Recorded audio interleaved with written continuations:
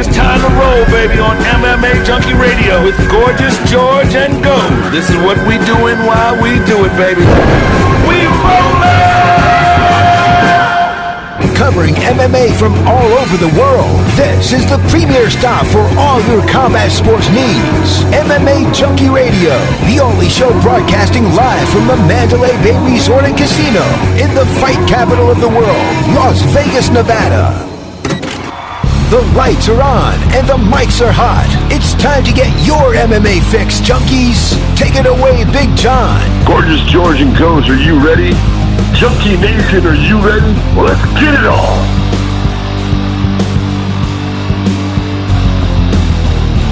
From the fight capital of the world, inside the beautiful Mandalay Bay Race and Sportsbook and the KOCI studios in Costa Mesa, California, it's the MMA Junkie Radio Show, the only show that matters.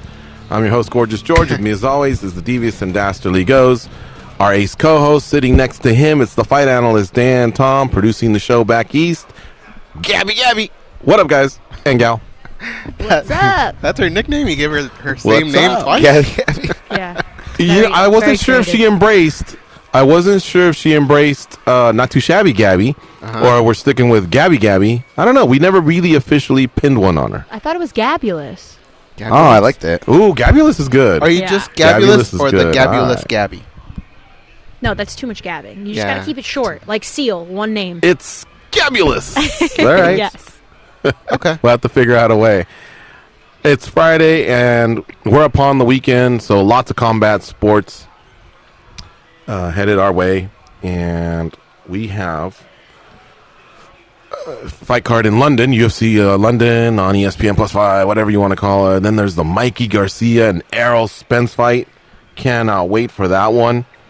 That one's a stadium show, man. I'm so jealous of the sport of boxing. I'm happy for them, and it's a good jealous. It isn't like, can you believe them motherfuckers over there? It's nothing like that. It's, I'm really, really stoked for them, and I want to watch the fight, give them my money. 2 undefeated fighters going in there and battling it out in a stadium. That's what I want for mixed martial arts. We still haven't had our stadium show stateside. You know, guys, we've had one in Melbourne, Australia. We've had one in Toronto, Canada. We've had one in Curitiba, Brazil, but we haven't had one in the United States. Now, I don't want to wait until the stadium is built in Las Vegas to have it, but I will, because I know once we do, we will have, the UFC will turn to the new stadium. Is it going to be called Las Vegas Stadium, guys? I think it's that, right? I don't think it's officially Raider Stadium or nothing like that. I don't know that it has a name yet, but you know what I was thinking about? You guys may know a little bit more about this than I do, but the new baseball stadium that they're building, could in any way that be modified? Is there enough seats to do like a cool show there? Nah, the hell with that one. Let's just wait for the good one, man. Right across the street from the Mandalay Bay. I think that's the one that we're going to wait for. All right, now, speaking of a little bit of boxing, the guys from At the Fights, Randy Gordon, Jerry Cooney, they're hanging out a couple minutes of overtime, and I know that's killing Jerry because he was talking about getting a steak or what's for dinner. So let's make this a quick one. But, guys, thanks for joining us here on the MMA Junkie Radio Show. Cannot wait for Errol Spence Jr. and Mikey Garcia. And I know you guys just talked for the last 2 hours and had an outstanding show with a ton of guests. But for us, the mixed martial arts audience, tell us just how special this fight is tomorrow night. Let me tell you something first off. This is Jerry, Gorgeous George. What a name to follow around with. Listen, I heard you talk about Curitiba, Brazil. I love that, man. That's where I got to go. Whenever that fight's going, if it's MMA or boxing, I want to be there with you. Listen, this is such a great place. I was always looking to come to the Cowboy Stadium. Listen, I've always been like a little hiding Cowboy fan, too. I mean, I'm a Jet fan, diehard all my life, but unfortunately it's bad for me right now. But listen, we're here. It's going to be a great 2 undefeated guys, 2 beasts. Somehow they always seem to get it done. Mikey Garcia's moving up a couple of weight classes. You got to give him kudos for taking this fight. And listen, Errol Spence is a beast. He's a beast. And so these 2 guys are going to meet. Who's going to outperform the other one? That's the question. That's the $64 million question, in my opinion. Now, Jerry, he's not fighting another guy that's moved up. He's fighting a solid 47, a solid welterweight, correct? Well, I'm really glad you're saying it because that's what I've been saying. But a lot of these guys are saying it doesn't matter. Mikey Garcia is Mikey Garcia, and he is 39-0 with 30 knockouts. But he's never been in there with a guy like Errol Spence, who's a throwback from the old days. He fights body punching, head punches. He mixes it up. He screws you around. He takes the fight out of you, leaves you naked in the center of the ring with nothing to do. Mikey Garcia can do that too. I don't think to the level that Errol Spence can, and I think we're going to see that tomorrow night. You know, I was studying them a little bit because I knew it was a great chance we could have you guys on, and I wanted to ask you guys some solid questions. But what I noticed, Jerry, was Mikey Garcia has his fair share of knockouts. All right, he's got a decent knockout rate, but not in the last few years, not in the last couple fights. So it's because he's obviously fighting bigger fellas, you know, and that's dropped off a little bit. So my question is, can he knock out a guy who's never lost, who's much bigger than him? And if not, is the other path to victory to just outpoint him? Well, and that's a great question, and that's a question that because he's 39-0 with 30 knockouts, people are passing that by. But you're right, he didn't knock out Adrian Broner. He had a lot harder time moving up in this division, but he happens to be fighting a guy that I think is in the top 5 in the world today fighter, and this guy is just a phenomenon. You know, the way he punches to the body. It's like the old days, back in the old days when we were fighting, we'd bang the body, drop the hands, then turn it over the top. Listen, he's never been there with a guy like this. I'm sure he's boxing with welterweights and maybe middleweights, Mikey Garcia is, but he's never met a guy like this guy until tomorrow night. And we are so excited to be here with SiriusXM and putting on the fight and talking to you guys right now. Randy? You know, guys, how are you? And, you know, I always want to be in Vegas, except now. Right now, I want to be exactly where I am in Arlington. But I don't want to be sitting next to Cooney. You know why? Because he's so excited about this fight that you have to understand, Jerry gets excited, and you've heard him get excited. He starts throwing those big hands around. And those are bowling balls flying around. My arms have taken the brunt of those bowling balls. I get home sometimes, and, you know, I'll be coming out of the shower and everything. My wife will look at my arms and go, honey, why are your arms all black and blue? And then I'll look, and they're completely busted up. I'll say, Cooney, he gets excited, and he starts belting me. You know, he doesn't mean to, but the big guy is just out of his mind. You just heard that's how excited. When he gets excited, and I can tell how great a fight's going to be, the crazier Jerry gets, that's how great I know a fight's going to be. Jerry is nuts with this. I am. I think it's. I think realistically, Mikey Garcia should have taken on Lomachenko first because it was a better matchup for him. And as Lomachenko moves up the line, he's feeling the punches from these guys more. And Mikey Garcia is a vicious puncher at those low weight classes. But now, you know, moving up, it's harder for him. And listen, I love him. I love both these guys. They've taken it on the shield. They're going in there. And we always love, as being combat guys, we love to see the guy fight the guy. And that's what we're going to see tomorrow night. So it's like 100,000 seat stadium, but are they going to fill it up? Are they just giving tickets away for the people up in the rafters? What kind of a crowd are you guys expecting? I don't know if they're going to have the whole arena open. But listen, it's Mikey Garcia. It's a big Mexican population. Errol Spence is from here in Texas. So you know there's going to be a lot of people showing up. It's going to be so exciting for the fight game, for the fight people, on pay-per-view. Everywhere you can get a chance to look at it, you're going to see it there. Ow, he just hit me again. I mean, guys, not for nothing. When we were waiting to get our credentials for Radio Rose, the guy in front of us bought a $150 ticket. People behind us were waiting to buy tickets. So there's still, interest here. The tickets are selling. Don't expect 100,000. I don't know. Nobody can put a finger on what it's going to be. There's going to be people in there, and there's going to be a raucous crowd out there. And if Mikey Garcia should do something to rock or hurt Errol Spence, and I must tell you that we have never seen Errol Spence truly tested. He will be tested tomorrow. I don't care how many people are here. It's going to be a noisy crowd screaming for both of these fighters. I think there's going to be a knockout, and I hope it's as great as the last knockout I saw at Cowboy Stadium. You want to know what that one was? It was one of my favorites. Listen, it was when the Packers knocked out the Cowboys out of the playoffs. Oh, I loved it because I hate the Cowboys. Take that, Dallas fans. How about Cootie Tie Brazil? I love that. Yeah, you know what? Say it again. It's tough for a couple of New Yorkers to be sitting. I love it. It's tough for some New Yorkers to be in Cowboy Stadium, but there is something about this place. It's magic. It's magic. And you know, it's right. Randy, I feel like fighting right now, Randy. You hear me? Stop. Ow! Jerry just throws Punch those Josh. bowling balls Go to the around. liver. Go to Josh's liver, Cooney. Oh, thanks, George. Wait, Jerry, you know what actually could fill this stadium? And you and Larry Holmes had some interaction on Twitter about a rematch. What about that? Listen, I would love Part two. You know what? We're too good of friends right now, bro. We get along great. Listen, we love you guys. You guys got a great show, a great, Thank you, sir. gorgeous George. Man, I love that, bro.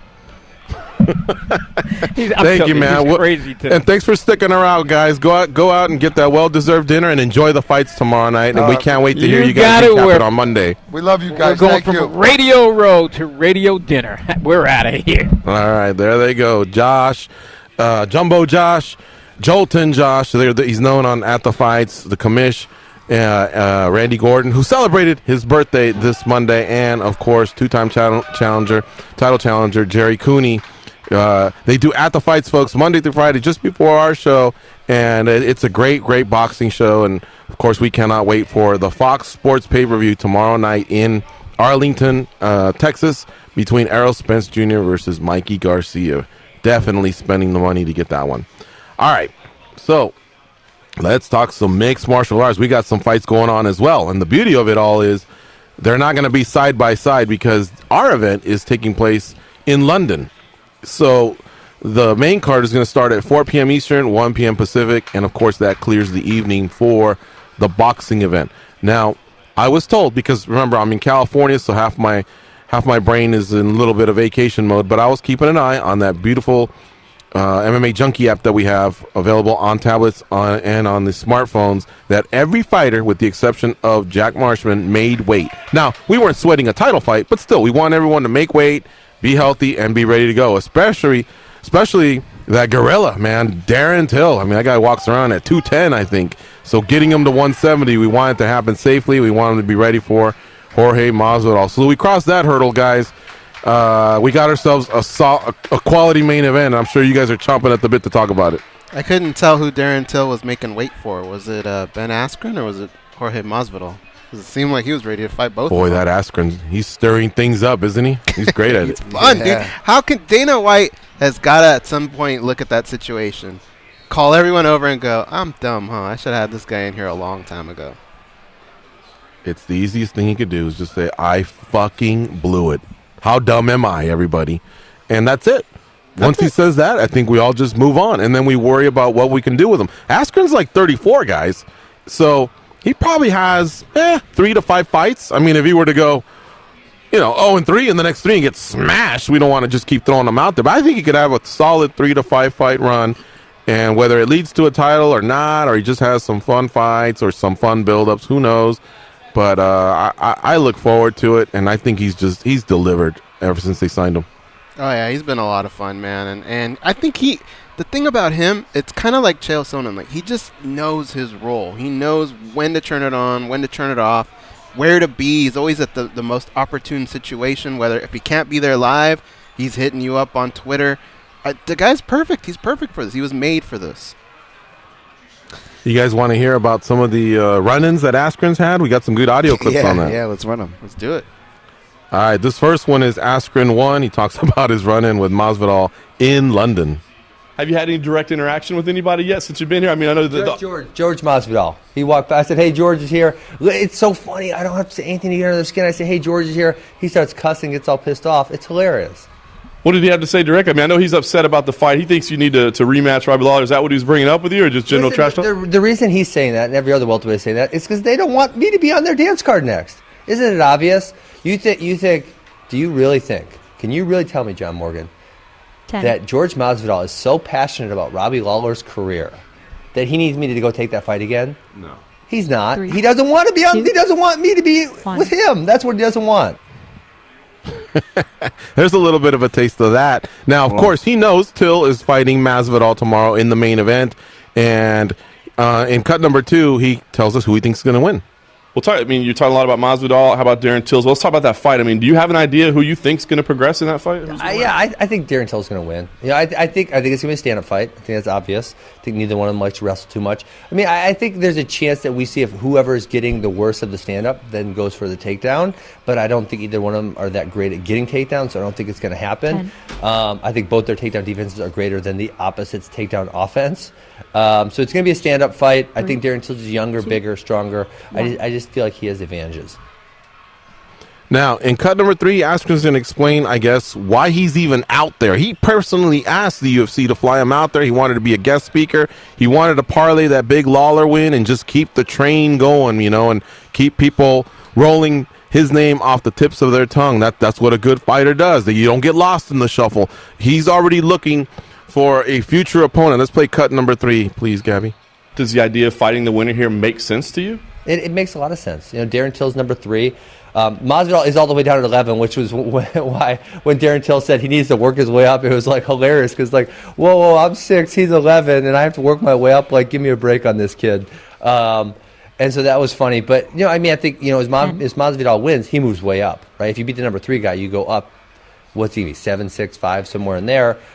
Till wins. I think he stays at number 3. So that either one's a great fight for me.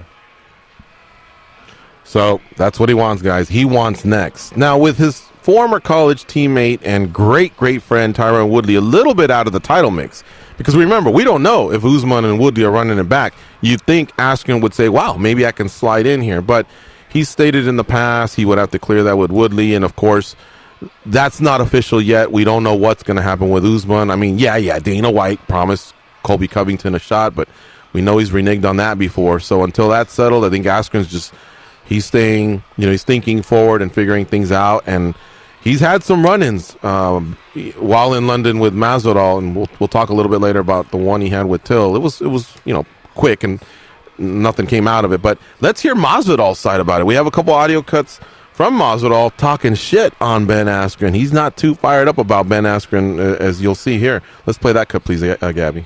For one, we won't even mention no more names on my interview of these guys because we just gave them a whole lot of press, bro. Nobody even knew those bums before you mentioned them right now, And that's something that the media and like the fans, like, if you just talk, I mentioned this in a couple of interviews. If I start talking bad about Donald Trump, my president, they're not going to go to an interview of him and be like, hey, this guy Jorge Masvidal's talking junk about. No, it's not going to happen, Why it happens in MMA, I don't know, We got number 37 of the world calling me out and number whatever the calling me out. Meanwhile, I'm fighting number 3. And my ranking has dropped because I've been inactive for a while.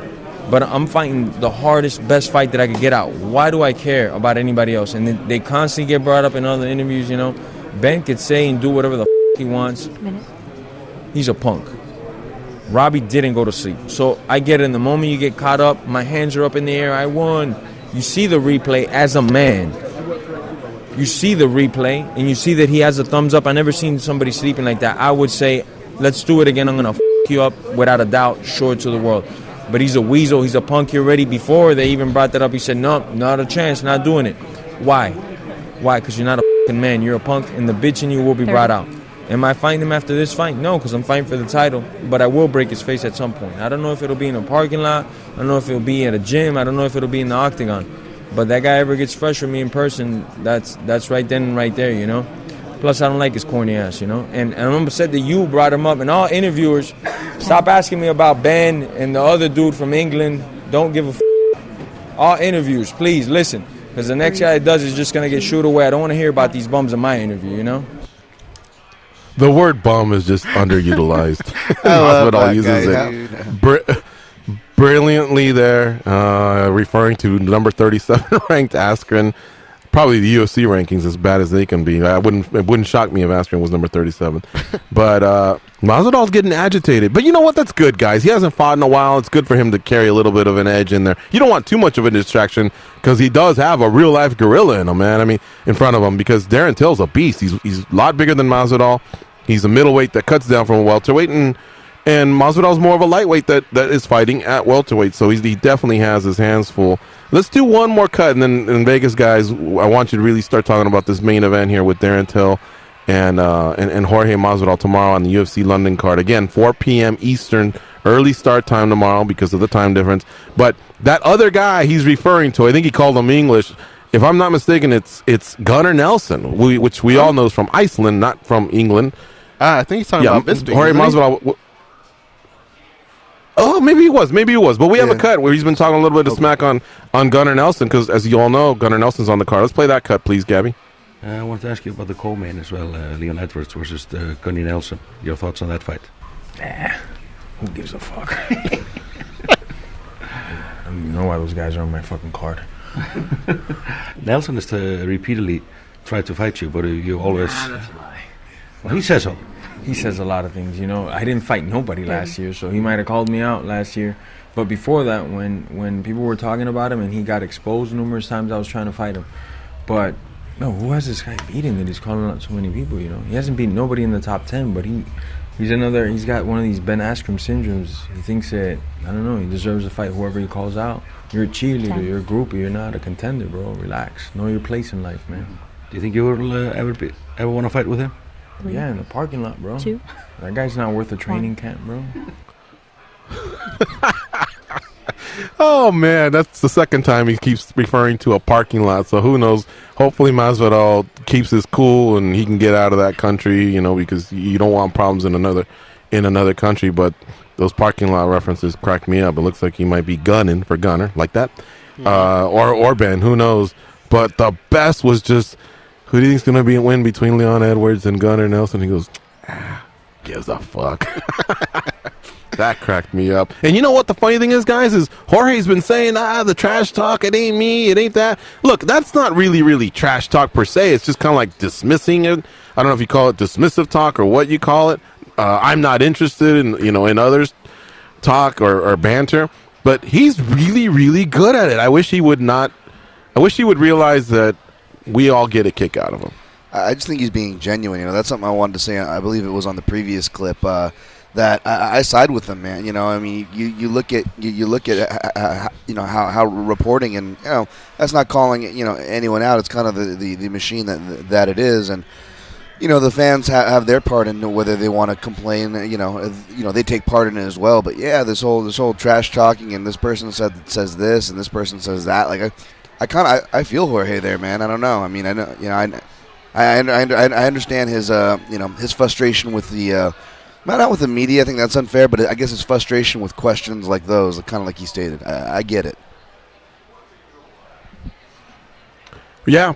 Well, I just, my point is though, like, that he may not like the questions, but guess what? We're talking about his answers. Oh yeah. And as he's talking about them, he's indirectly building up future fights, not the ones in the parking lot. You know, I don't want those, but he's indirectly building up, the future fights that can happen, that people will take interest in. If people take interest in these fights, here's what happens, Dan, Tom, goes, listeners. It's the difference between you fighting maybe on the prelims versus the co-main of a pay-per-view, or the first fight of a pay-per-view, or the headline of an ESPN. Because if people give a crap about your fight, the UFC notices, and then that's where they feature. So, believe it or not, I'm not telling everyone to go out there and be the next Chael Sonnen or the next Colby Covington or the next anybody. But I think you do have to find a way to build things up. And what's Jorge going to do it with? Is he really this wordsmith? Is he really just going to sling poems together or anything like that? He's not Leaping Lanny Poffo or whatever the hell that guy is. He's actually just going to go street on you and say, I'm going to break your face in a parking lot. And that's what's going to keep his name out there. And again, if people want to listen to it, that means they probably want to see you fight. So it's just finding the right balance. You don't have to do it 365 days of the year, but guess what? It would behoove you a little bit on fight week to kind of keep this up a little bit. I think the media is doing him a service personally to keep asking him questions like that. You guys are going to have to warn me next time you play any Masvidal clips, because I cannot hear his voice without laughing. Like, he doesn't even have to say much. He's so funny, and Dan is so right when he says he's not talking smack, he's being genuine. That's how he talks. Like, do you remember when we gave him $20 to eat that banana that he sat on? And remember, he just goes, who gives a fuck? And he ate it. Like, that's the way he is. That's the way he talks. He's not even talking smack at all right now. I don't even know what him talking smack sounds like. That's actually the way he is, and it's so interesting. And he's one of those guys that I've always been shocked that the UFC hasn't tried to get behind a little more, because he has a great personality. He has a great background story. It's just really sellable, and for some reason they don't do it. Yeah. You're right. He's bilingual. He on one end he represents Cuba because that's where his dad's from. On the other end he represents Peru because that's where his mom's from. Both have rich history in sports, especially Cuba in combat sports. He's down at a quality team, American top team, so he's always running in the circles of being with, a cornerman to a teammate or a training partner, a valuable training partner to a teammate. And the fact that he came from the same era, from the same streets that Kimbo Slice ran through. And look how popular Kimbo Slice was before he even fought a professional fight. You know what I mean? At the end of the day, one thing we know about Jorge Masvidal, all right, trash talk aside and all that stuff aside, he wants to take care of his family. Right, guys? Right. Yeah. He wants money. Right, guy? He wants to be a prize fighter. So I just feel like, he's no longer 27. He's now 34. He missed the last, 16, 18 months. I think he could have a busy year, and the opponents are lining up for it. I'm not saying to fall in love with it, but embrace it and just run with it. And you're right, Dan. I must have missed that part. He is being just real, and he is being himself, so he's not really amping things up. It's us, or at least a guy like myself, that views it a little bit like trash talk. So just be yourself, George, I guess is what we would tell him, right? Yeah, I mean, I dig it. I think everybody else digs it. And, yeah, maybe I worded it wrong. Maybe not to come at the media. Obviously, the media is there for a purpose. I'm a part of the media. I mean, obviously, it's not their fault.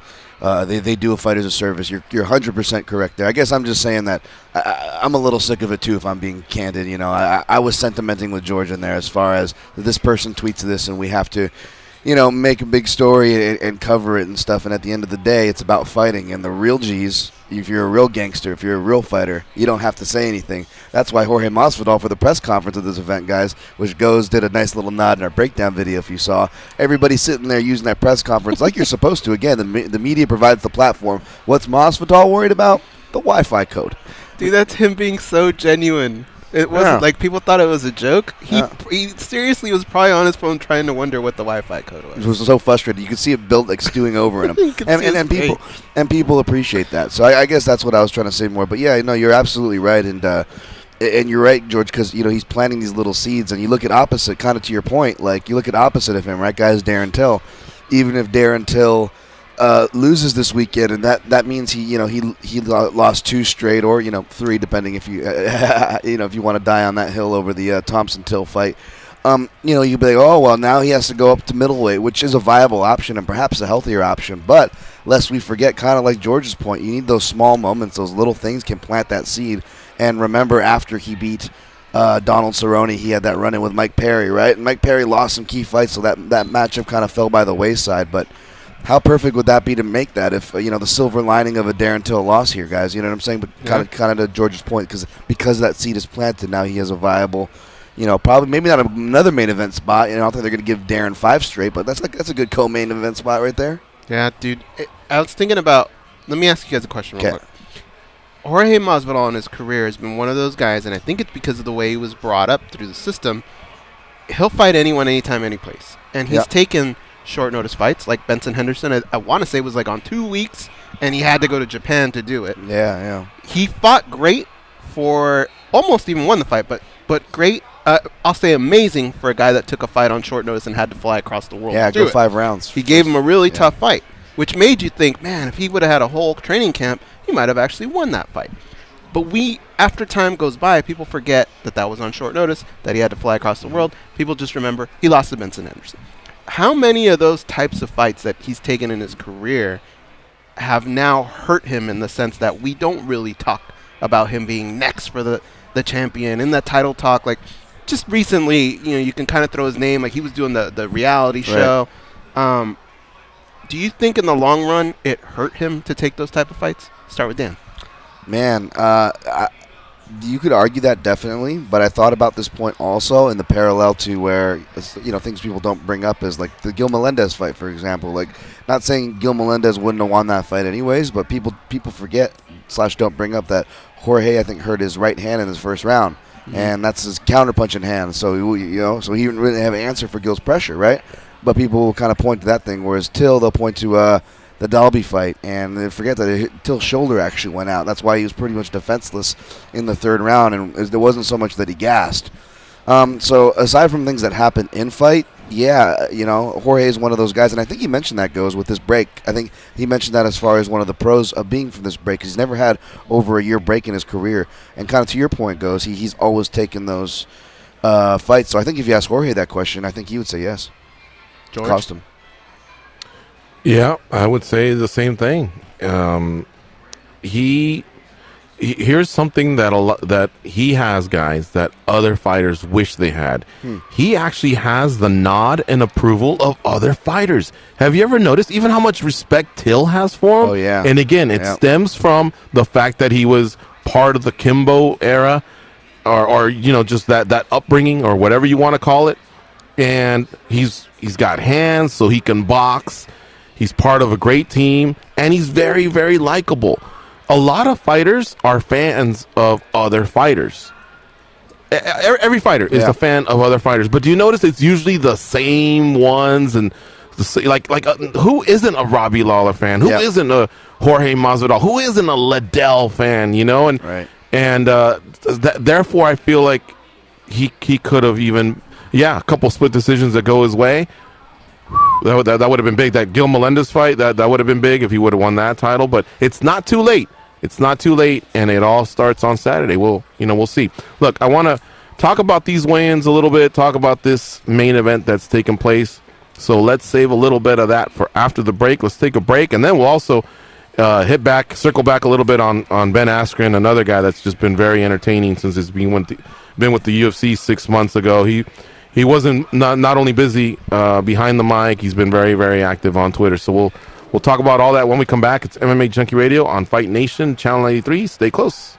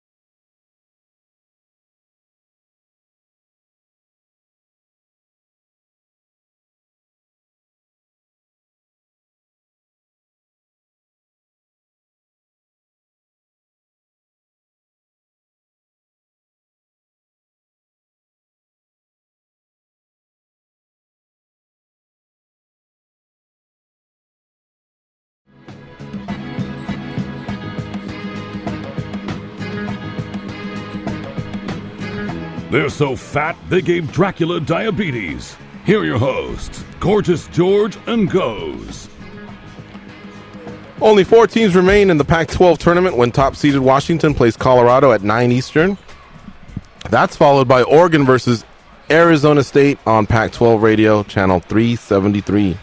For a full schedule of games, go to SiriusXM.com/college basketball schedule. All right. We were talking about the UFC London card a little bit there and all the run-ins that have been taking place and the presence of Ben Askren, but I don't want to go 2 hours and then at the end go, holy cow, we didn't have a chance to really talk about the fight. I want to get that one out of the way, and we got one of the best in the business, Dan Tom, at breaking down fights. Now, we've done a little bit of that. We've done a little, what's that? Who's that guy? Just kidding. Oh, we've done a little bit of that when we do our our fight preview videos at the beginning of the week, and those are usually accompanying a lot of the pieces that go up throughout the week in relations to Till and Masvidal. So you've seen that, but Dan pours a lot of time into this, and things also change. Sometimes you look at the weigh-ins and a thought occurs to you, about somebody that might look a little sucked out, or maybe they look a lot better than you remember them. Maybe, whatever. Or maybe just gather intel through fighter vlogs or, countdown shows, whatever takes place. So, Dan, I know we're about 24 hours away from these two meeting in the octagon, but have you wavered at all? I think you were very, very warm to Masvidal. How are you feeling about Darren Till versus Jorge Masvidal? Give us some details here. I'll tell you this. I'm looking at the board as you say that. I'm trying to look for the line here on Masvidal because I brought a little bit of extra money in my pocket today. I'm not, again, it's not the most confident pick, especially the fact that I'm picking Masvidal, and for him to, throw up more offensive volume out there to earn a decision in Darren Till's hometown of England, which is, as I pointed out, very dangerous prospect. When I look at the whole card, and I'm sure we'll touch on more matchups later, but in summation, there's not a lot of dogs that I like. There's a decent amount, and I'll sprinkle on those, George. I'm like you. If I like a dog, I'll take a shot on it, right? And that's kind of my attitude here because, of all those dogs, Masvidal is the most proven fighter, and he's arguably, even though the number seems to be coming down, he has the more, to use that, the proverbial word value there, which is real dangerous, as Joey Odessa kind of points out to us. He's got the highest value, and he's the most proven fighter, and I think we can all agree on that. So, yeah, I actually may be taking a shot at him if that answers any reaffirmation on the prediction video we already laid out there.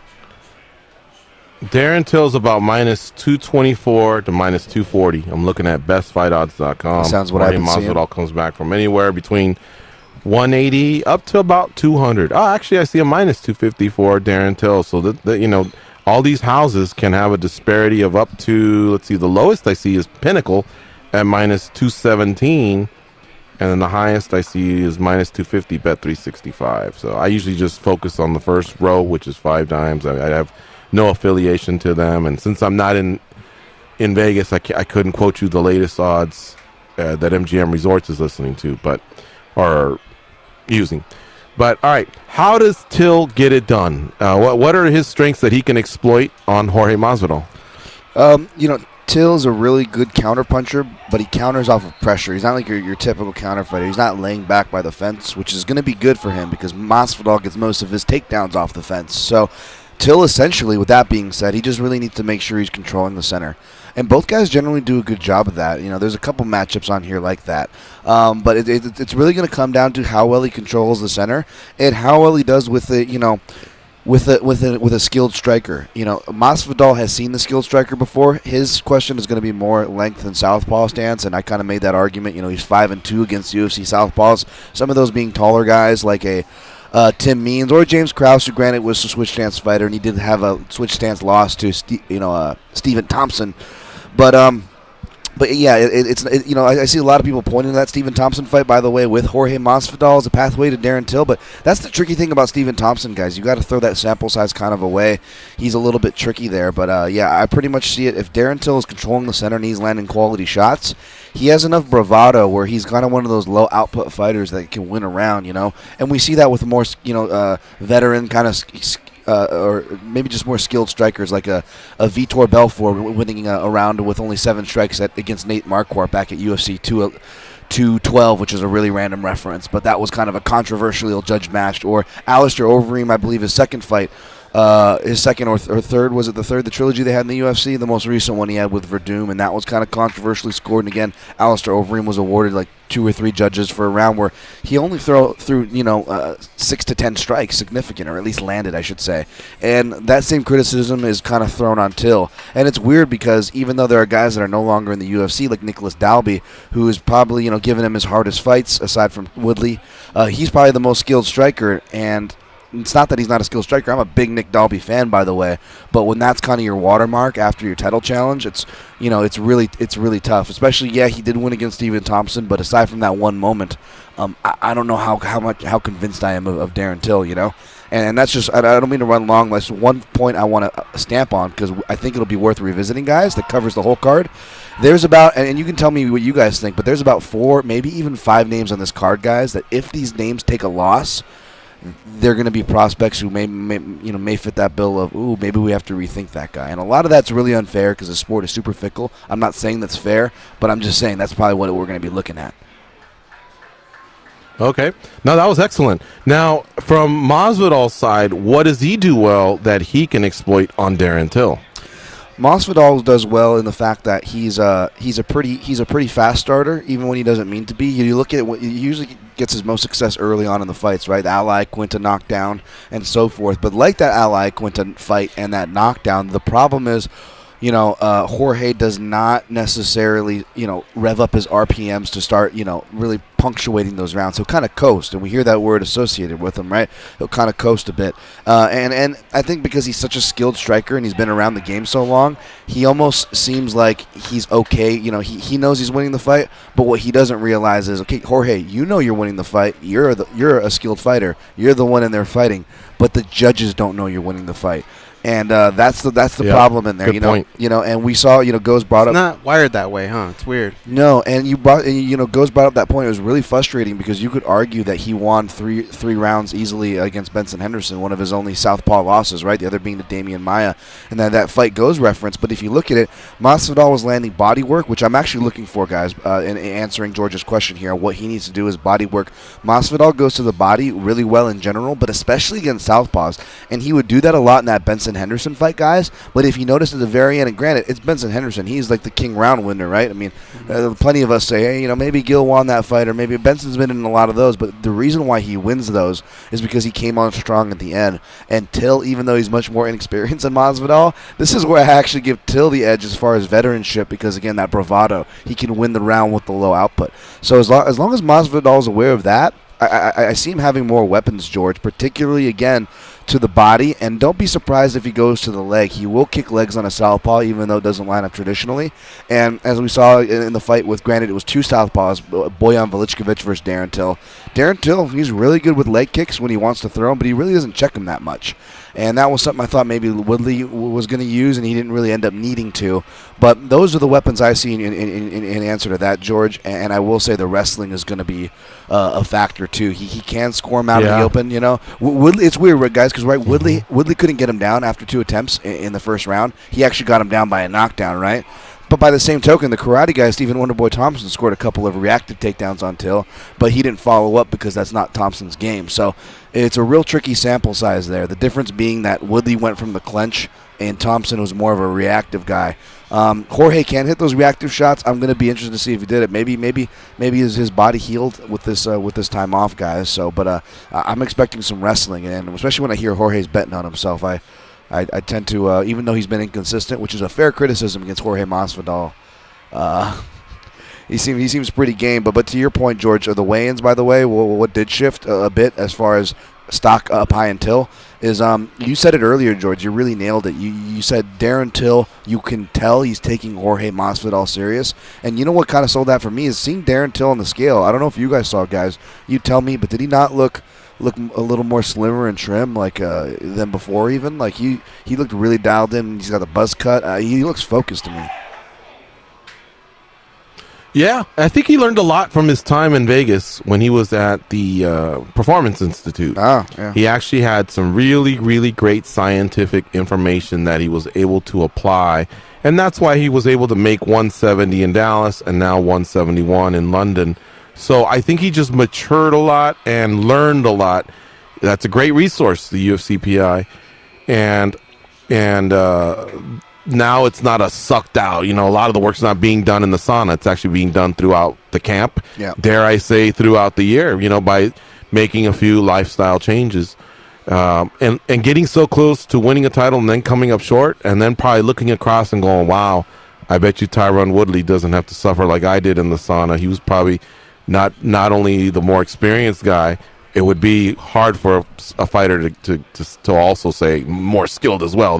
They'll keep that one to themselves, but you can never deny if someone's more experienced than you, and if they're just more prepared for you when it comes to that part. The nutrition, the weight cut, the recovery.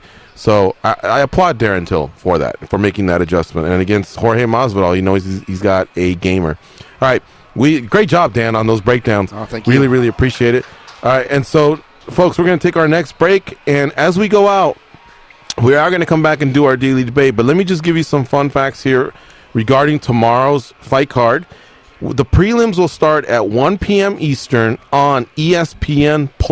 Remember, that is an app that you can watch the fights on your phone, you can watch it on your tablet, you can watch it on your laptop, and of course, if using the right syncing mechanisms, you can watch it on your television. But it is on ESPN+. The whole card will be on ESPN+.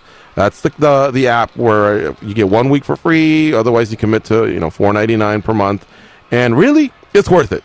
So, get it. If you haven't already, you really, really are missing the boat. And there's so since it's all there, it doesn't matter how it's divided up. But I will tell you that there's 7 fights on the prelims, and then the main card starts at 4 p.m. Eastern start time.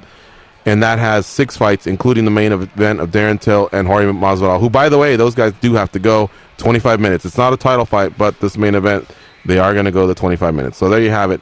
All that information is always available on MMA Junkie. If you go to the Rumors tab, you'll see all the cards that are taking place that weekend and in the future. And not just the UFC, but Bellator, PFL, everybody else. And if you ever want to look back, hey, who won that fight last week? Last month? Last year? You can always go to the events tab. All right, we'll be right back. It's MMA Junkie Radio on Fight Nation, Channel 93.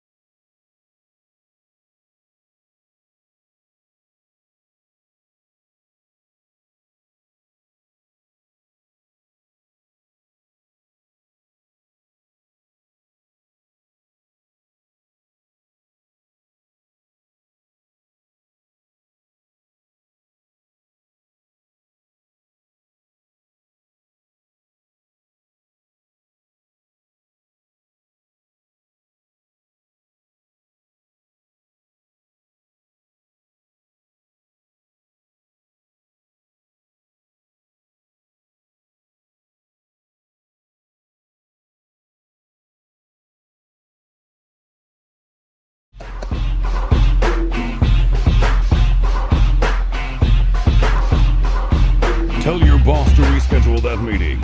Call your wife and tell her lunch is off. It's time for more MMA Junkie Radio with Gorgeous George and Goes. All right, boys, it's time for the daily debate. So before I give the old question out there, let's hit that imaging, Gary. The brothers Garcia seemingly can't agree on anything. Everybody knows it's duck season. Rabbit season. Duck season. Rabbit season. Whether it's food, Less filling. Tastes great. Less filling. Tastes great. gambling, Always bet on black. I like red. Black. Red. Black. Red. Black, dummy. or even social media. Instagram. Snapchat. Instagram. Snapchat. The same applies to the biggest stories in MMA. Time for MMA Junkie Radio's Daily Debate. All right, y'all ready for the daily debate? Let's do it. What's this guy giggling Oh about? my God. What's that? What are you giggling about? Yeah, the question of the daily debate just cracks me up. It's a good one, isn't it, George? Compose myself a little bit. Oh, Huh? look, Dan. We might have to go Conor McGregor on that guy out there. Who does he think he is? Taking Got pictures him. of us. All right, guys, collect yourself. You don't want to go Conor McGregor on anyone. All right, here's the question for today, and it is in relation to Conor McGregor. With Conor McGregor's arrest, Tony Ferguson's restraining order, Matt Hughes suing his brother, and more, it's been a rough MMA week outside the cage. When negative news happens, does it affect your enjoyment of the sport? Here are your choices. Meh. When's the first fight? The next one is a little. Behave better, fellas and gals. And the last one is I'm on the verge of quitting. Goes. I'm going to go in the middle there a little partly because of my job, but also, too, it's that casual fan that drives me nuts because they're the ones that text me and go, what's up with your boy Conor? Why is he flipping out? What's going on with this Matt Hughes fella? And I have to explain to them what's actually going on. And they never really keep it to that individual. It just kind of bleeds over to the entire sport. And that bugs me. So when they do these type of things, I myself know that people are going to screw up. But the black mark that it leaves on the sport overall is tough because we constantly have to defend it. How about you, Dan?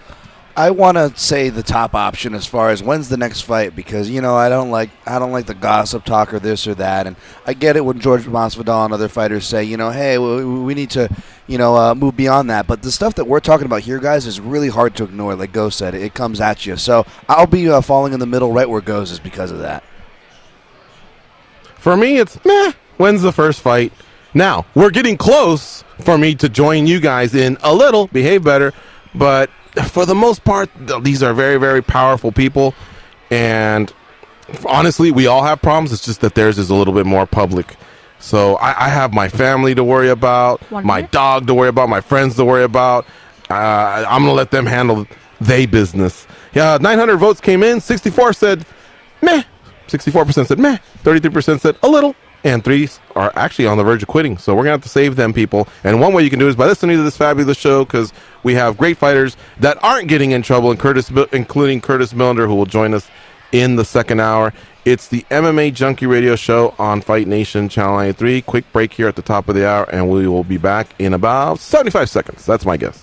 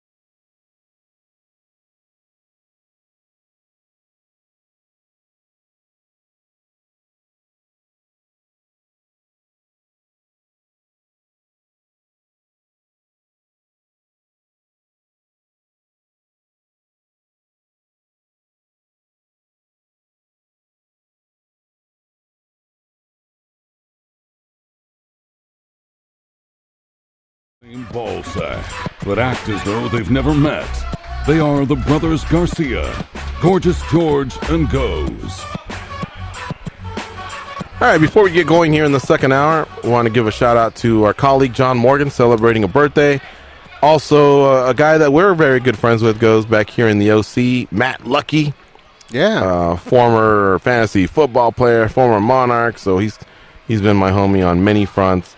Also, remember Harry from Fremont goes? Of course. Long-time listener and caller to the show. Uh-huh. It's his birthday as well. Remember V.I. Pete, who used to listen back in the day as well? It's his birthday as well. He designed Dan, exactly. And Dan, a little bit of extreme couture love. You got a birthday shout out too, right? That's right. Dennis Davis, head coach over there, Extreme Couture. We find him in many corners, just like Eric Nixick. His birthday today too. Happy birthday, Dennis. Yeah, solid dude, man. I like Dennis a ton. We don't do this too often because the day we forget, hey, why don't you shout out my birthday? But there was a lot of good ones today. And that was Gabby's birthday the too, UFC apparently. was very kind. The UFC was very kind. They actually brought a cake to John Morgan. I think they road trip with him enough that they know a ton about him, and they knew it was his birthday, and they're very resourceful, so they had a cake waiting for him. I think it was one of the first things I woke up to. I saw John make that post, so very cool of the UFC to take care of our guy like that. Yep. All right, so tomorrow is UFC London. Again, main card, 4 p.m. Eastern, 1 p.m. Pacific. That's what I was discussing on the way out. And circling back to the first thing we talked about at the top of the hour, if you're an MMA fan who loves it when the guys throw hands and you saw Conor box Mayweather and you remember a guy named Ali and De La Hoya and Chavez and, you know, maybe your dad and your grandpa used to talk about it and you want to get a little bit more of that, there's a great fight tomorrow if you want to kick off your boxing fandom. If you want to, you know, either restart with the sport or start with the sport, it's Errol Spence Jr. versus Mikey Garcia from Dallas Cowboy Stadium, which I think is called AT&T Stadium or something like that, technically. And it's a stadium show. That's how big of a fight it is. 24-0 against 39-0. Garcia moving up a couple weight classes. He's a 4th division weight class champion against Errol Spence, also a champion. And this one's going to be a really good one. I imagine, Goes, that you're going to be pretty fired up to catch that one, too. Yeah, dude. I mean, I think it's going to be a good fight, but at the end of the day, Errol Spence is so big, man, and he hits so hard. I just don't know that Mikey Garcia can survive one of those onslaughts. But then again, like, he's such a crafty fighter that maybe he can exploit that. You know, maybe he can tire him out. Maybe he can be successful towards the end of the fight. I don't know, but it just seems like one guy is going to be bigger and stronger. I don't know about faster, but it's definitely going to be a fun fight. And I want to echo something that you said early on, George, about how big Jerry Cooney's hands are. When we were at the Sirius Studios, he had to take a picture for somebody, like a singer or something, asked, can you take a picture of us? And when they gave the phone to him, the phone disappeared in his hand. It ended up looking like what you would use to open your car. One of those, like, it looked like that, or like a pager. That's how big his hands are.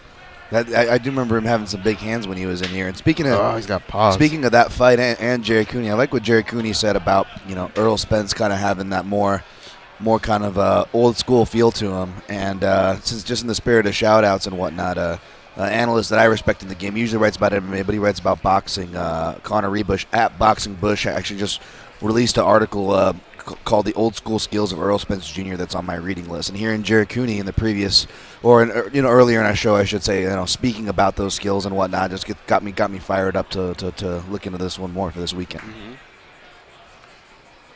Now, guys, I do want to update a little bit on some of the troubles that have been taking place outside of the octagon. But as you all know, Dan Tom joins us a couple times a week, and I don't know that we've had a chance to hear his reaction to Tony Ferguson. Dan, you opened up the Junkie app, I'm sure, one day, or your laptop. You saw the news. Man, what did you think, and how do you react to that? A guy that I know you're a big Tony Ferguson fan. You've researched him a lot. You feel like he's the guy, or maybe someone who has the best chance of unseating Khabib Nurmagomedov. So I know you've studied him a lot, but I know this had to have shocked you when you read the story about him. Yeah, no, I almost, I know, definitely. I've definitely been the hardest flag waver for that guy, and I guess the only, the only I wouldn't even say joke because I don't think this should be joked about, guys, or anything like that. But the only thing I would say was just like, oh man, reading that, I'm like, I'm quietly carrying my flag over to the Dustin Poirier mound and just sticking it in there, But no, honestly, no, just kidding, guys. This is not something really to be joked about, and I really haven't commented it too much online, George. And I'd be more than happy to speak a little bit here, but the reason why I guess I haven't commented too much is just because, like everything, we don't really know the facts of these things. For one, which is something I think a lot of us forget to exercise when we're making our judgments about situations. And for two, this isn't your normal run-of-the-mill stuff, I saw people taking the same stance of, he's a jerk, it's CTE, and we heard a lot of that with Matt Hughes, whereas with Matt Hughes, as much as of a MMA legend as he is, there was evidence, and self-admitted evidence, by the way, in his own book, that he was kind of a certain way before that incident. Whereas Tony Ferguson, he was always kind of kooky, but you read the details that are actually in that report, guys, and this isn't your run-of-the-mill, douchebag, asshole, or DV, domestic violence offender. This isn't the normal run-of-the-mill stuff. This is stuff where he probably needs some help, and regardless of any hypothesis we may have on what this sport contributes, I feel that's unfair because, one, it's unfair to Tony or his family. We don't know these things or why these things happen. And two, if it is because of sport or head trauma, well, then guess what, everybody? We're all just as guilty. And even though I don't really like to entertain those things, I will be the first to raise my hand in hypocrisy saying, yes, I am just as guilty. I have, of course, myself being someone who not just did martial arts and competed on a small level, but unfortunately, reaped head trauma issues. And, for me, it's changed things like temperaments and how I can handle stress to how I can handle light, even, like high beams on the road and just little things. And I got off lucky. I don't know what half these guys are dealing with, and because they're fighters and they're active, you think they're going to tell us in these interviews, guys? They're not going to tell us. So all I can say is, sorry for the long-winded answer, is I wish him the best in this. This does not sound the same thing as the Matt Hughes situation. It does not sound the same thing as the Conor situation, which are all important in their own ways, but they're different situations in the end of the day. And I'm wishing Tony and his family the best. It's not good from what I'm reading. And I'll just leave it at that, man. It's a real shame, the old Dark Knight thing. Die the hero or stay long enough to become the villain. And there's a lot of ways you could take that saying, and there's a lot of those ways that have been perfectly demonstrated in combat sports. Yeah, and I should have prefaced it a little bit better because not everyone hits refresh on MMA Junkie every 15 minutes. Sometimes you can stay away from the news for 24 hours. So if anybody is just tuning in, yesterday MMA Junkie broke the news of a restraining order from Christina Ferguson, the wife of Tony Ferguson, towards Tony Ferguson. And before anybody overreacts, because when you talk about restraining orders and domestic incidents, right away everybody jumps the gun and wonders, oh boy, did he put his hands on her? And then that's not the case. But I think you could tell as Dan was starting to unpack his thoughts, it seems to be what could be possibly pugilistic dementia. Kookie's a good word.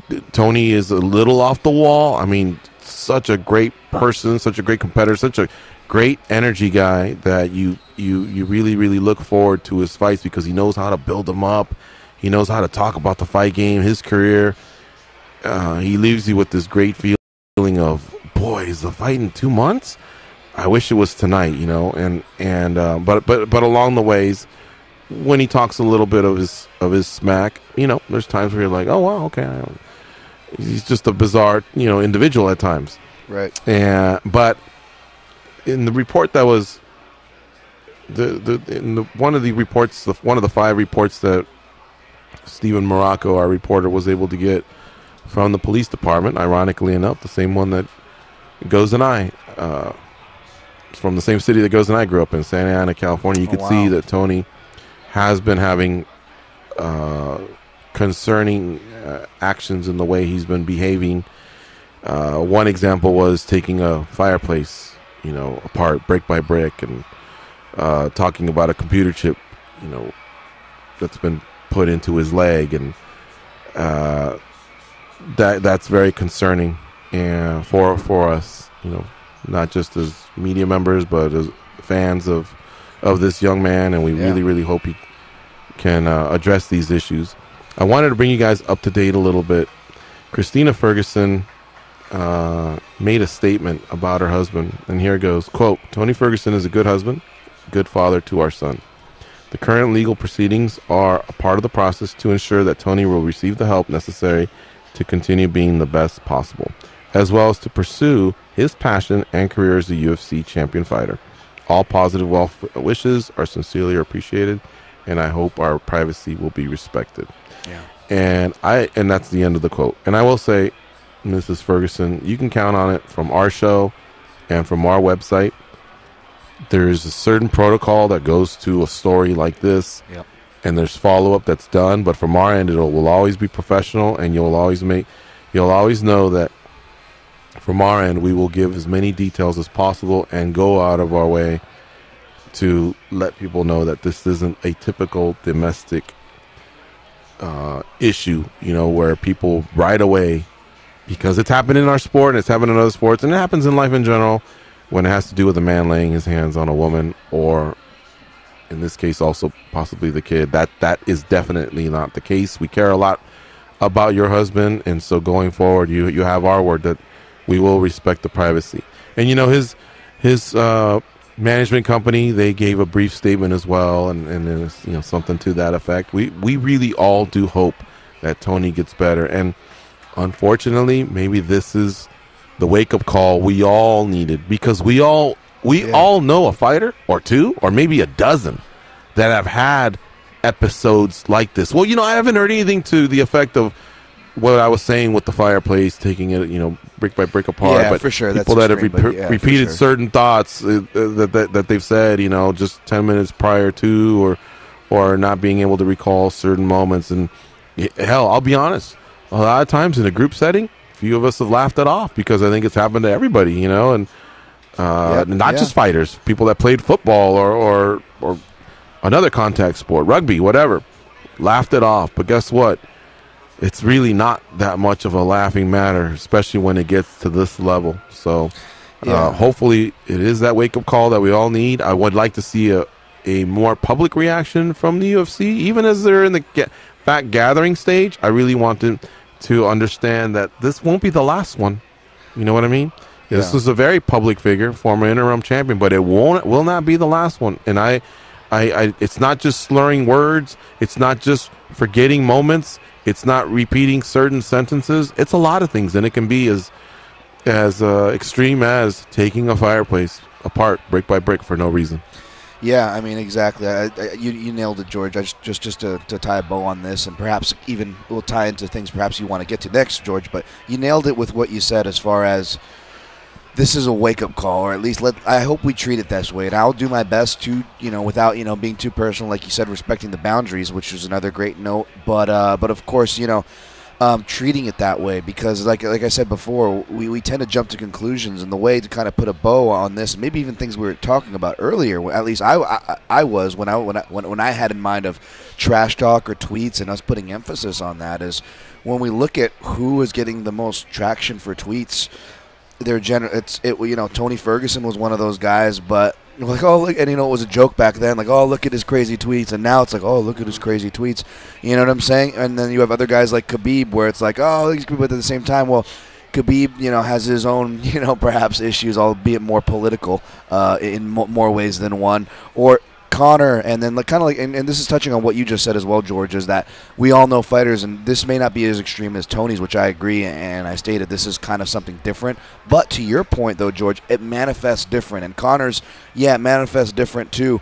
As far as the more classic ego boosting of a superstar, or we look at the Diaz brothers, which is the great example where I'll end off here, is because not only, again, are we, building up so much, and it's like, why are we building up so much? Like, most of these guys barely fight, for one, and secondly, like with the Diaz brothers, the way they parallel with Tony is they are great fighters, that people love them for being great fighters, but they're also, very real people. Tony real and showing you for better or worse who he is, and the Diaz brothers for just telling you they're real. With the anxiety issues with Nick Diaz, and yet we still can't help from fans to media like keep fantasy matchmaking when the dude clearly is not in gyms for the last how many years now. If you're following his Instagram accounts, he doesn't want to. But we have this kind of, and this is, and I'm not trying to rant here, but this is tying back to your wake up call, George. We have this kind of perception where whether we're just immediately judging, whether we see a domestic abuse thing, or we're just like, we see that these people are fighters. Well, you're just a fighter, right? Why don't you just go in there and fight? That's what you do. Like, no, these are human beings, man. It's not crazy to hear a guy like Derek Lewis or a Diaz brother say they don't like fighting when they're such badass fighters. That's why we love Derek Lewis, right? That's why we love the Diaz brothers. But I think we need to understand that they're human too, that just because we love them for fighting and they're good at it doesn't necessarily mean they like it. And that roots back to them being human beings and us having to, like George said, a wake-up call. This is kind of understanding, hey, man, these are human beings with real problems, and we need to respect that and look at that first before we put any other kind of expectations on these people. It's such a tough ordeal because until you hear maybe some medical reports or something or psychological profiles, like this could be a lot of things. Yeah. There's a lot of people that do these type of things that have never been in a fight in their lives. So to kind of throw it on maybe CTE and all Good that, point. it's a little early. Yes. You're right. But because this is what the show's about, and he has had his fair share of battles, it could possibly be something like that. But it could also very well just be something else, completely unrelated. So maybe that's something that the UFC is kind of waiting on to figure out before they really put something out there. But George is right. It would be nice to just kind of get that, hey, we're in his corner type thing, and we'll see how things play, that sort of thing. I agree, and I guess a shorter example of what I just said, I don't know if you guys saw the weigh-in video, but somebody put a clip of today's UFC London weigh-in video, since we'll probably be shifting back over to that. But there was between Saparbek Safarov and this newcomer guy, who's a really weird name I can't pronounce at the moment. And it was one of those things where, again, kind of like what you guys are saying, I hope the UFC kind of steps in. But kind of to the previous point, we're all so quick to cheer, right? Whether it's social media or whatever. And, yeah, this guy's crazy or this guy's a badass. But as soon as they commit the party foul, then all of a sudden, it is a foul, but we're kind of hypocritical, too, in the fact that we're supporting these guys until they cross this line. And the clip that kind of encapsulates this point that's floating around Twitter right now, these two guys do the face-off, right? And they get a little bit too much in each other's face. But I don't know if it was a boring weigh-in, guys, because I didn't watch the whole thing. But as soon as they start getting in, you hear the people at the desk, Bisping, I'm not sure who else, but you mainly hear Bisping, and he's like, yeah, there we go, finally. Here we go, some heat. Well, the girls had a good one, too. But that's how he was reacting. But then all of a sudden they start kind of getting too shovey, right? And Saparov has a history of this for people that don't know. And he kind of almost throws like a faux punch. And then Bisping, in the same breath, wait, we don't need that kind of stuff in our sport. And it was just kind of a perfect 10-second encapsulation of we're all about it. We're all about putting the cheese to the rat trap and doing everything but setting it off. And as soon as it gets set off, whoa, guys, too much, whoa. So there's something to be said about that. True that. All right, we are going to have one more update about Tony Ferguson, but we'll do that a little bit later in the show because we gotta take a break right now. We're going to catch up with Curtis Millander, UFC welterweight. That same Curtis Millander who's just coming off a loss a couple weeks ago. Very disappointed. Guess what? He wants to hop on the horse. He's already got a fight lined up. We broke it on MMAjunkie. No, excuse me. There may have been another report that came before it, but we were right there with the others. He will be fighting Bilal Muhammad at UFC 236 on April 13th. So we'll talk to him about when we come back, and also give you an update on Conor McGregor and the troubles he had out of the octagon as well. It's MMAjunkie Radio on Fight Nation Channel 93. Do not touch that dial.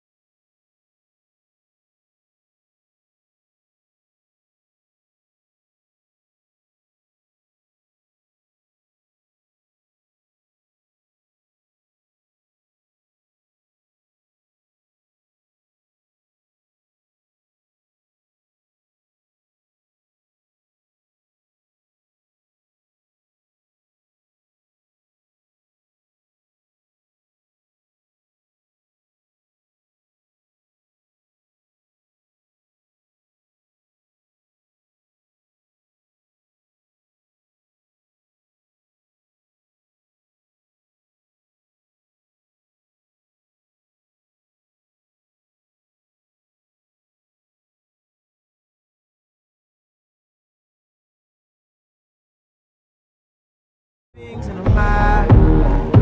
mob to a king?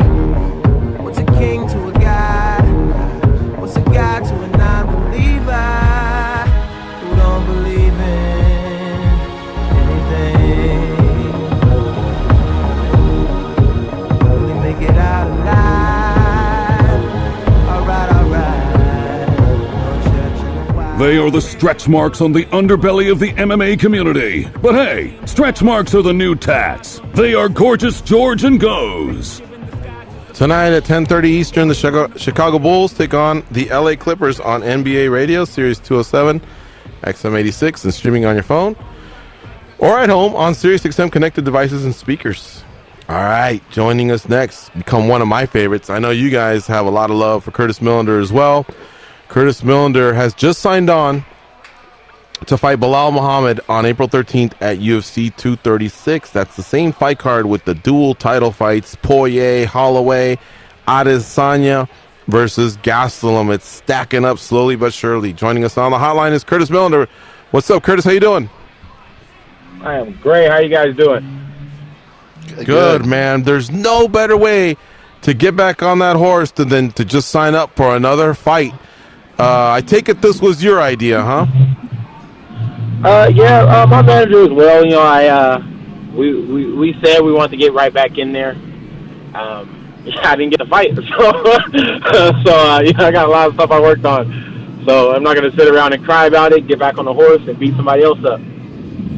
Yeah, well, I'm glad you can laugh it off, but I guess you're right. At the end of the day, you're right. I mean, not much took place. We got to give the respect to Dos Santos.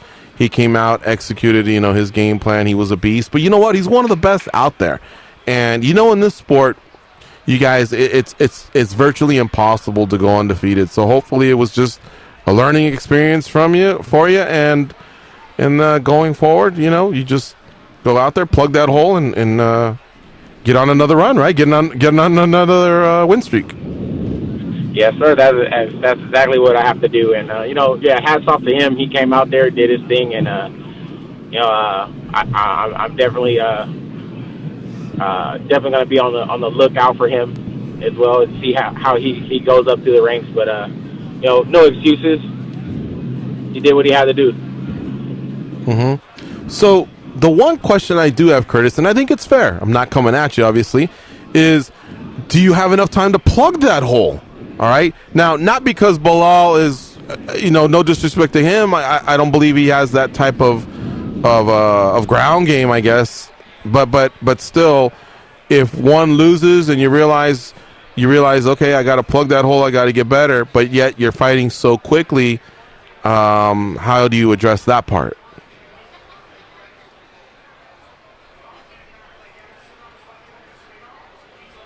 Is Curtis still with us? Says he's still there. Curtis, are you there still? Curtis, did you mute yourself, or did you not? Did you not like the question? Maybe he didn't like your question. I think nah. I'm here. I lost you guys for a quick second. Oh, Curtis, come on. Okay, all right. So did you hear the question, or I have to repeat it? Yeah, I heard the question. It just cut off at the absolute right time, right? Okay. Cool. No, I know what I have to do. So whether I just sit out and not fight for a year, or actively get in the gym every day, work on the things I need to work on, and then go out there to apply them. That's what I got to do. I know exactly what I have to do. It's been the same thing for a long time. So okay, we'll see come April 13th. All right, let me send it to the boys over in Vegas. Goes, what do you have for Curtis Millander? Curtis, I know you're a gamer, man. At some point, do you feel like maybe a rematch with Dos Santos further down the line? Is it one of those where you have to beat him to kind of get over that feeling, or can just a couple wins here erase some of that? I definitely want that one. I definitely need to run that one back, but I got to earn it. And until I go out there and earn it, I'm not going to be one to sit here and say, oh, yeah, I want that one. I fight me. I got to earn it. Like, this man is done what he has to do in the division to earn a big fight, so I got to do the same. But I'm coming for his ass. I'm coming. this is a sport where, you know, you're not really going to get people to retire undefeated in this sport. A lot of people suffer losses, and I'm sure some of your teammates, friends, colleagues, have anybody talked to you, and can you maybe share like the best piece of advice that you've gotten from one of them?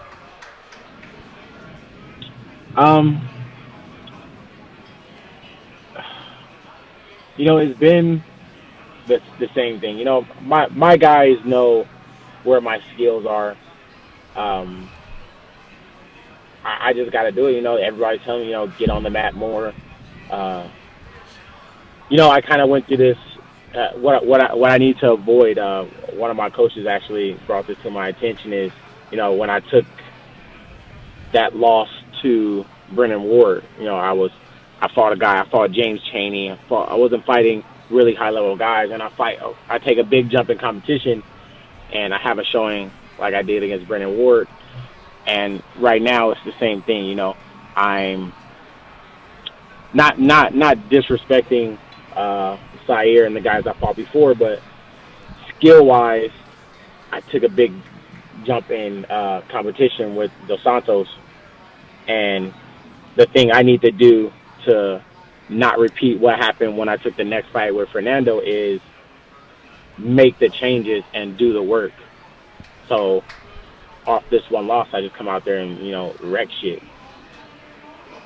So I'm getting on the mat. I'm on the mat. I'm doing what I got to do just to, you know, sharpen up those tools. But I got the tools. They're just not as sharp as I thought. Yeah, Curtis, you know, you actually kind of answer my question there, you know, as far as your coaches and their thoughts on it. Obviously, we know your thoughts. You know where you know what areas needs to be shored up. But from the sound of it, from what you're saying there, it sounds like more importantly your coaches are on the same page and they're also learning from past approaches. Is that kind of what you're saying here? Yeah, absolutely. And you know, that's why it's I really value my coaches. You know. And I'm glad I have these guys, you know, there to keep me not from falling off and, you know, beating myself over the head. You know, they're keeping my confidence up, but still telling me I need to get my shit together. You know, build. That's awesome, man. And I don't want to have you dwell too much on the past or even really give too much away on the future. But something I kind of noticed that parallels between these two matchups is, you know, obviously, you know, anybody can win a fight. It really doesn't matter what picks are. But for what it's worth, we did pick you to win. And part of it was I have a lot of respect for Dos Santos' game. When I was looking at tape on him, it just looked like a guy that I wasn't sure he could say no to a gunfight. And in a gunfight, yeah, right. I was right, exactly. I was going to favor you, but hey, credit to Dos Santos. He showed he could fight smart and tactical, which, you know, his experience aside, that's kind of the first time he did that. So with that in mind, and not to dwell too much on the past there, Curtis, let me ask you, because Bilal, he's not a Brazilian Jiu-Jitsu black belt like Dos Santos, sure, but I would argue that he seems to mix in takedowns more consistently. You know, kind of. You mentioned Fernando Gonzalez. He's a different style of grinder from a different stance, but he kind of grinds too and gets after that. So do you kind of look at that as a challenge to say, you know what, now I can do one better, not just get back in the win column, but maybe a chance to maybe show the critics or maybe show the defense that you didn't get to show in this last time? Absolutely. You know, Dos Santos definitely showed that you got to go for that takedown early. You know, if you wait too long, and I get that rhythm, you'll get the takedown, but you're going to be so tired and so beat up, you're not going to be able to keep me there. So, you know, he definitely exposed it a little bit, but you know, like I said, we're in the gym already making the corrections. That's why we took this fight, because we're confident that we can get this win. So. And Curtis, it all goes down like in less than a month. But you're not. Are you one of those guys that imports others into your training camp, or is everything done in house? Like same coaches, same training partners. You know, most things are done in house. You know, I also know I need to start to cross train a little bit more than I used to. I used to cross train a lot with a lot of different guys, just to get some different looks, you know, get beat up a little bit more than normal. So I got have a lot of living here in SoCal. We have in MMA and from different gyms that are really high level guys that we can work with to bring in, or we can go to them pretty easy. So it's we're definitely going to bring in some guys, but we just got a guy, Jackie Gosh from Israel, who we just got stateside and is going to be living here for like 5 years, and he is tough as shit. So we have tools. We have the tools in house. So I'm definitely going to be reaching out to some friends on the outside for some help. How long did it take you to shake it off? A day, a week? That loss. I think by Wednesday it was pretty much shaken off, and then Sean Shelby presented this fight, and then it was like I was like, oh yeah, fuck it, let's go. Let's dust it off. Let's go. Can't dwell on the past. I'm not one to cry about things for too long anyway. So. And I know you're obviously the CEO of Curtis Millander Entertainment, or whatever you refer to you as, your brand, your company. But do you make the decision solo, or do you have to tell Shelby, give me 5 minutes, and then do you discuss it with like an inner circle? No, yeah, I discussed it with my coach. Like I said, I have two of my coaches are geniuses in this fight game, man. They break down fights, they watch fights, and I will 100% confident when I know I have their blessing.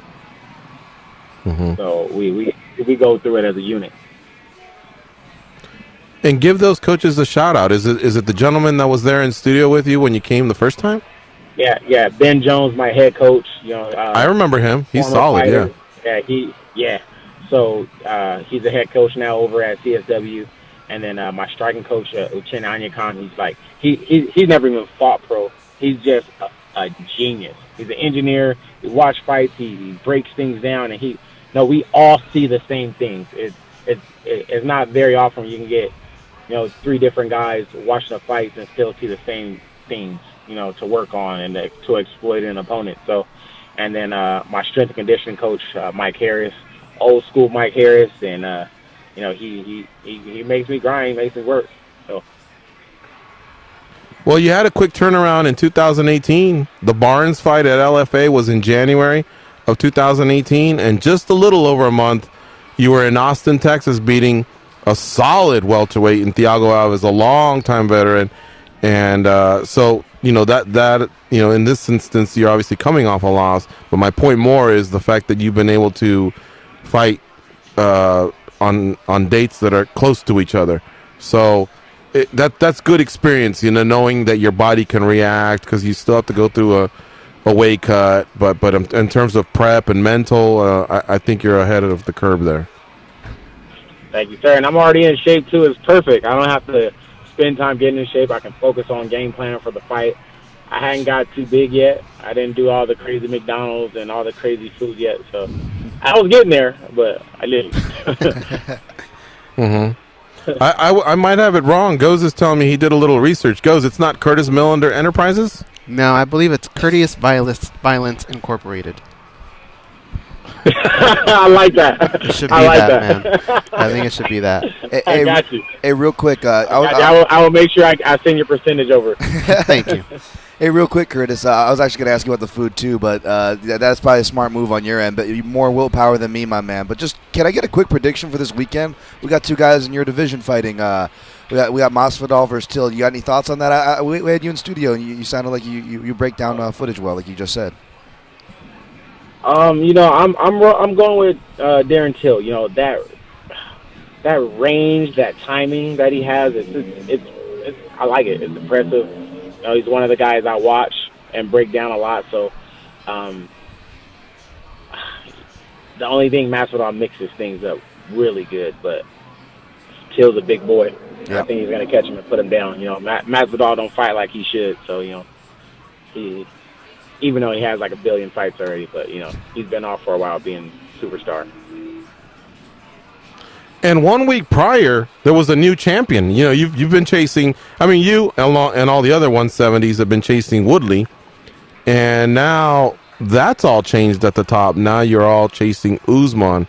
So do you think about that much, or you know, a lot of times fighters will tell us, I'm always preparing for my opponent, but I'm secretly also sharpening my tools for the champion when I get there. How do you approach that part? Not just the Bilal Muhammad fight, but your eventual goal of becoming a world champion. I mean, you have to, you know, like, but if the goal is to be champion, you have to be chasing everybody. Everybody in front of you needs to be chasing. I'm not saying you need to completely look over the guy you're fighting, but there's always going to be somebody next.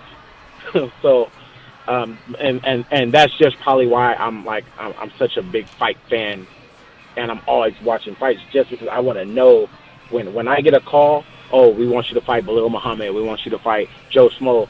I know who Joe Smo is already. I know his style. There's nobody in this division that they can call me and tell me they want to fight that I need to look up to see what they do first.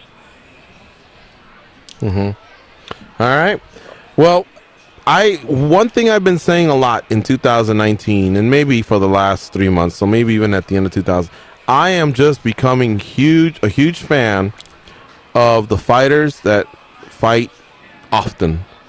And I think it's key right now in a 600 man and woman roster for you to stand out, and one way to do it is to go out there and what you guys do, and that's work. You know, your job is to fight, to entertain, and to go out there so that we can constantly be talking about you. Now, sure, the listeners may go, man, you just had him in studio like 6 weeks ago or whatever. Yeah, well, guess what? He's got another fight. But we're laughing with you more. We're reacting to your previous fight. We're looking forward to the next fight.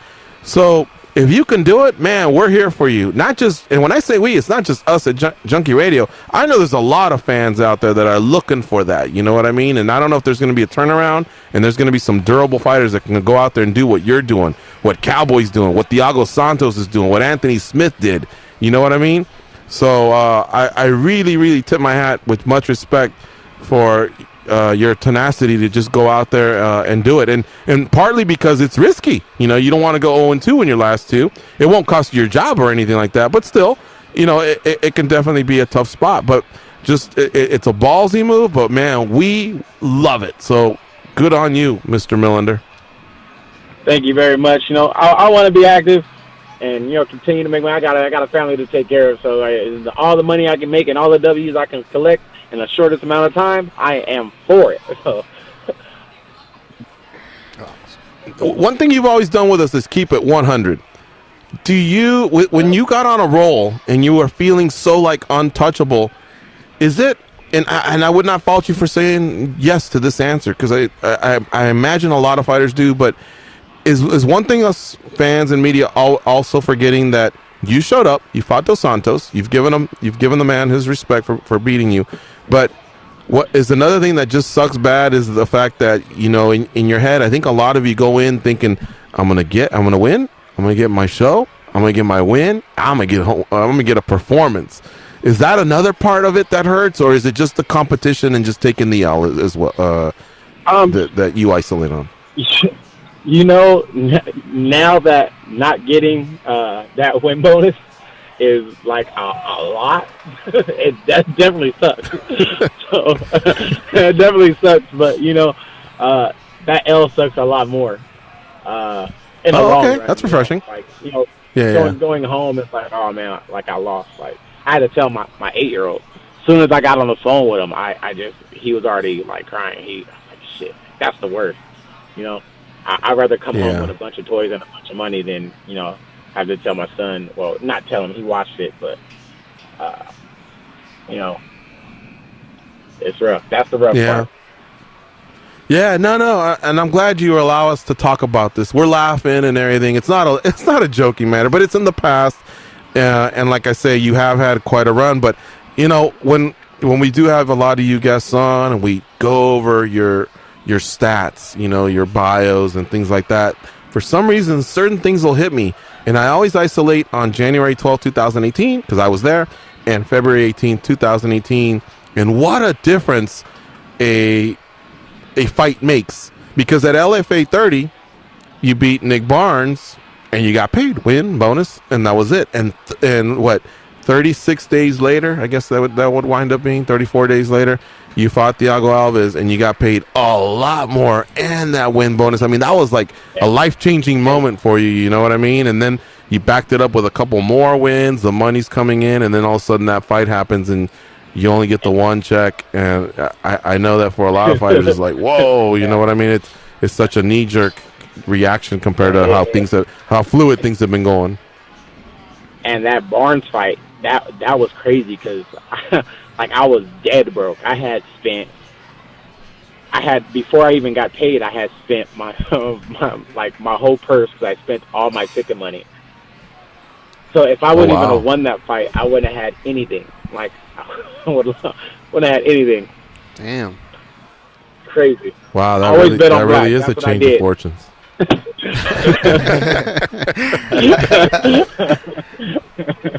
You were so broke you would have had to put a Big Mac on layaway? Yeah. Definitely would have. All right, man. Hey, listen, I know there's just less than a month, but we always wish you the same. Safe camp, be healthy, safe weight cut, and then go out there and just do your thing. You've already established yourself that you belong in the UFC, that you're exciting. So now we just can't wait to see it. And Bilal Muhammad, his fights do not suck either. This is going to be a really, really good one. We're all looking forward to it. Thank you very much. I appreciate you guys' support. It's amazing. Thank you. All right, brother. Curtis. Well, thank you for the time. Be safe out there on a Friday night, and we'll talk to you soon. All righty. Have a good one. Easy. All right. See you. Man, I love talking to that guy. He's so honest, right, guys? Yeah. Yeah, he's a cool cat. Oh, yeah.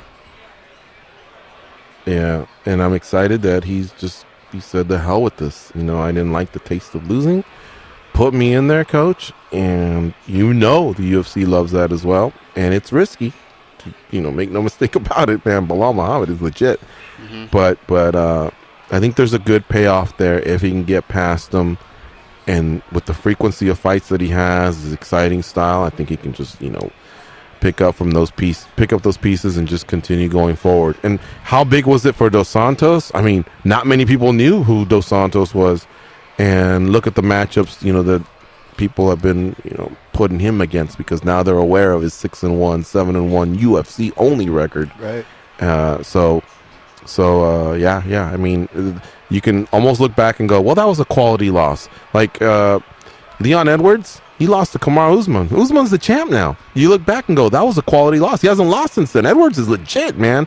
The co-main event with Edwards and Gunnar Nelson, maybe we haven't talked about that one enough, and maybe that's what we need to lead off on when we come back. So let's take a break, and we'll talk a little bit more. UFC London takes place tomorrow. Folks, don't be a fool. There's an 8-hour time difference, so at 10 p.m. tomorrow, you shouldn't be wondering, what the hell? The fight's already happened? You didn't tell me. I'm trying my best. We're telling you now. They're starting early tomorrow, so we'll go over all that, and we'll break down the co-main event and give some final predictions on a Friday here. It's MMA Junkie Radio on Fight Nation, Channel 93.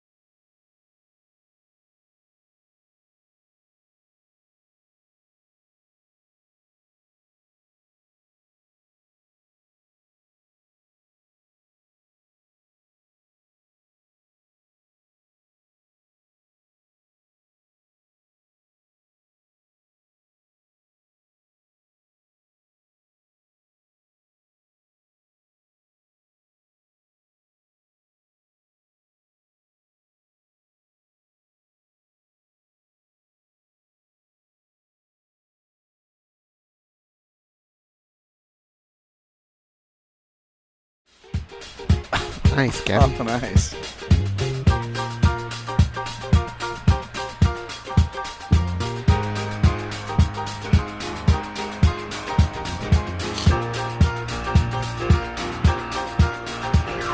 This one's George, and that one's Goes. Now, feel their wrath. Man, that song rules. I love it. It'll never get old for me. I also think of the New Year's party. All right. Sorry, go ahead. What's that? No. Reminds me of the New Year's Eve party scene in the movie Below. They also use that song.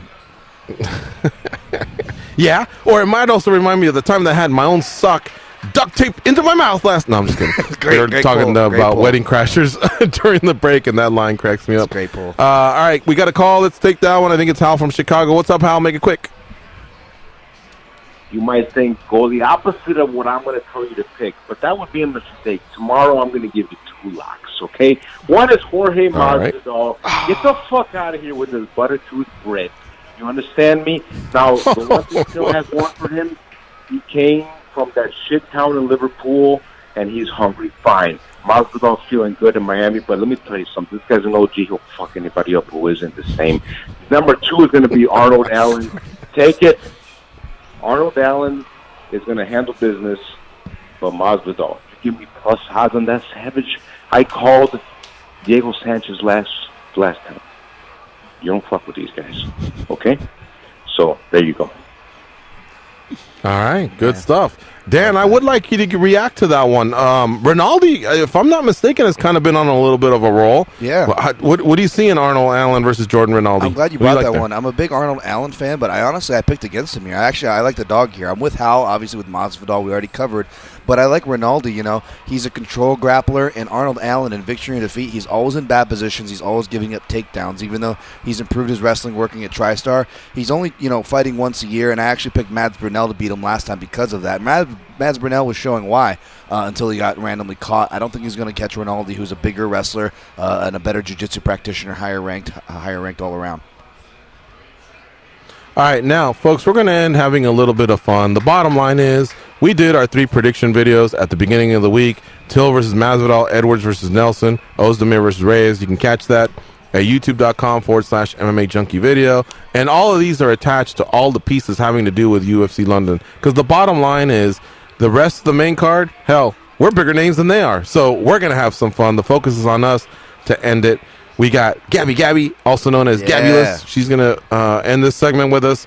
And I'm going to let Goes introduce it. But guys and gal, we'll have to go kind of quick here because we only have like 4 minutes. So let's have a little bit of fun to end a Friday night. Go ahead, Goes. Introduce the segment and what we're doing here to end the week. We were listening to At the Fights, and they were kind of talking about their celebrity crushes. And so that got us talking. And next thing you know, we came up with ours.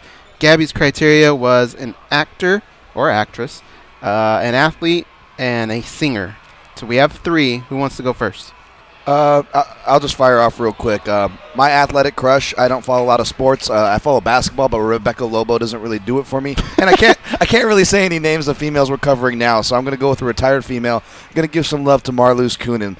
Something sexy about the older Dutch lady. Actress, I'm going to go with Eva Mendes. Maybe it was because I dated a Cuban-Colombian girl too young, and it imprinted a Dan Tom, and Eva Mendes does it for me. And for singer, I'm going to go with Aaliyah. If Hollywood would have let Jet Li kiss Aaliyah, my God, would Dan Tom have gotten laid much more in high school. I go with Aaliyah. How about you, George? I'm going to go with, obviously I'm older, so some of these names are more old school, but Daisy Duke, man. Back in the day, Dukes of Hazzard, she just rocked those little jean shorts, and she had a nice tan legs. So I really, really enjoyed her presence every time that those episodes rolled out. I always had a thing for Gwen Stefani, and I think it was just because she was an OC gal, and she wasn't not unlikable is what I'm trying to say. All these other chicks that come out, they just become such divas, and this young lady just again seemed likable. Was all about the band. I love the story, so that was one that I had. I think we're probably similar in age. Actually, Juliet, you know her, right? She's about our age. Yes, yeah.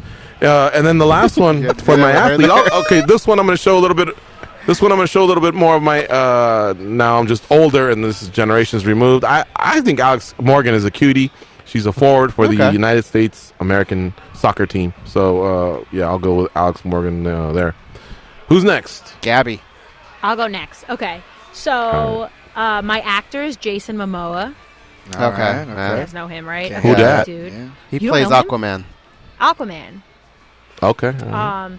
So I picked two athletes because one was a UFC athlete. I thought that's what we were doing. And the other is like my number one, who's a football player. Okay. So my UFC fighter is Cody Garbrandt. All right. I don't know why. Don't ask me why. There's a little bit of a And- theme here.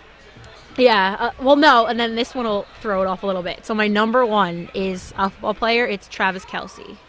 I don't know who that is. Okay. You don't know he plays Is for he the a Reds? tight end for the Yeah, for the Chiefs. for the Chiefs? Yeah. Okay, yeah. It sounds like ethnically Gabby's is as well-rounded as mine, though, so far. That very the well last one rounded, threw yeah. me off. The other Alright. two had a little bit of a bad boy theme. He's my number one. Yeah. All right, I'm gonna go with somebody my age. I'm gonna go with Jessica Alba as my actress. Oh yeah, you like her. That's Anastasia Ashley, she's a surfer, so she counts as an athlete.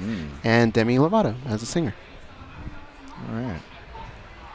All It's right. pretty strong lineups for everybody, I'd say. That was pretty good. I like the All George right. went old school. When he said old school, I thought he was gonna say like Fabulous Moolah or someone like. Oh, she's not that old school, George. Big shout out to Matt Schnell, Bob Perez, Justin Willis, Curtis Millander, Dustin Poirier. It was definitely a fun week. The Protect Your Neck podcast, check it out on iTunes. Dan gives all of his picks there. Shout out to Gabby, great job today as always. Josh holding it down the rest of the week. Goes and GG, more money as always. When go out there and be a champion.